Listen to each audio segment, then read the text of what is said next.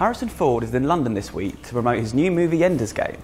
And while talking to him about the forthcoming sci-fi drama, we slipped in some questions about Blade Runner 2. Director Ridley Scott has been trying to get a Blade Runner sequel off the ground for some time now, with recent reports suggesting that Green Lantern scribe Michael Green would pen the screenplay.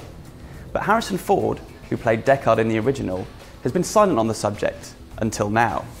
We first asked him whether or not he'd be interested in participating in the sequel if the script was right. Yeah, we've been chatting about it, yeah. We then asked whether or not he remembered the original with fondness, as there have been times in the past when he suggested he doesn't. I remember it with complication, but I'm not there to generate nostalgic moments. I'm there to do a job of work.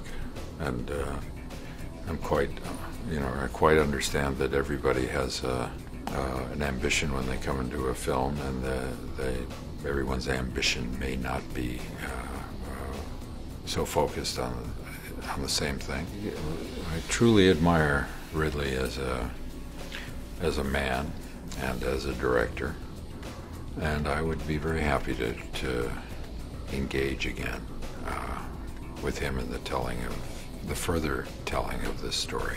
And finally, Blade Runner fans will know that the original theatrical cut of the film featured a controversial voiceover that was later removed for the director's cut.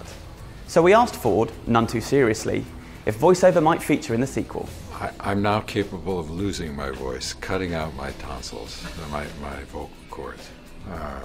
No, that was a big part of the issue. I didn't think it was necessary. It wasn't part. I don't think, and Ridley, of course, didn't think it was necessary. That was something that came up from the studio. So it sounds like there's a good chance that Harrison Ford will return as Deckard if Blade Runner 2 does happen.